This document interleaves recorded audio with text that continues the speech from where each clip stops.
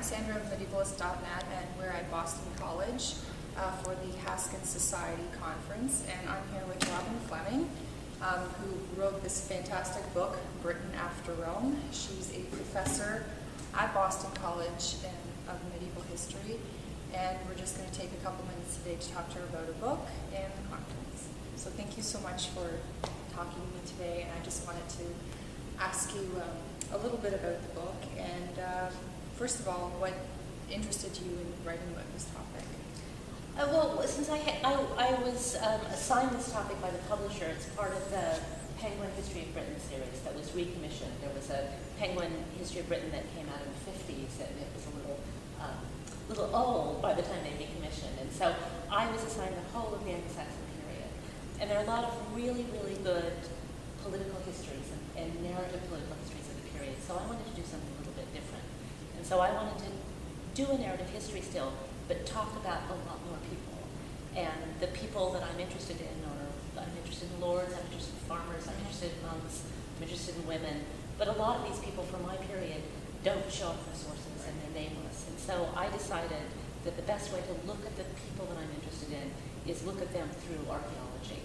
And so look at the settlements they lived in, look at the bones they left. That leads into my second question, is the archaeology. How important is it? And can you just describe to the audience how it's formed in this book? The archaeology, I think, is critical.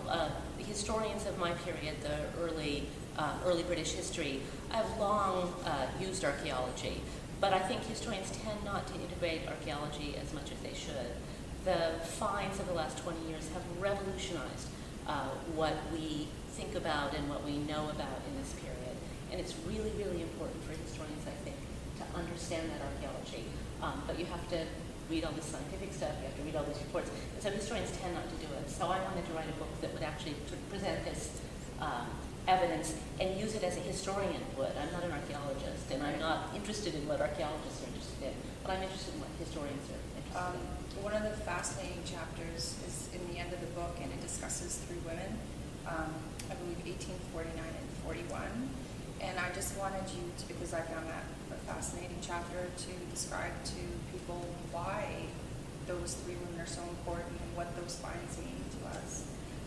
What I do in the last chapter is I talk a lot about the evidence of osteoarchaeology, that is the evidence of human bones, and what it can say to historians. And so oftentimes what we learn from skeletal material, you have to look at it in aggregate, and you have to look at lots and lots of people and say, oh, this was an unhealthy population, or these people had children that died very young. Right. But occasionally you can pull out from that osteo evidence individuals, people who have sort of particular diseases, or they had these particularly dramatic deaths or burials.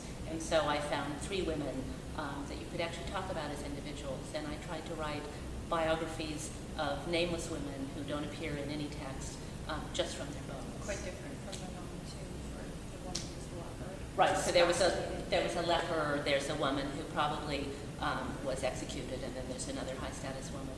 And to sort of tease out the details of their lives and think about what it was like to live with a face defaced by leprosy, or what it was like to be a middle-aged woman that was accused of some terrible crime and then murdered by your community.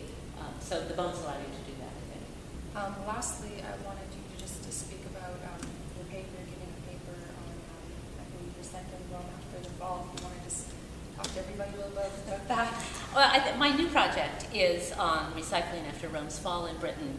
And there are lots and lots of things that people in the 4th century, when Britain was part of the Roman Empire, bought for money. And so people bought all their pots for money, they bought metal that they were going to use, they were blacksmiths, for money. But the money economy disappears, and the kind of systems of production that allowed pottery to be made or metal to be produced all completely collapse and fall apart in Britain as Rome ends. And so I'm interested in seeing how people actually go about and recuperate Roman materials so they can use it in other ways, because these things are not any longer available to them. Thank you. Thank you so much. And again, this is Robin's book, Britain After Rome. And thank you very much for coming and speaking to us today. Thank you very much.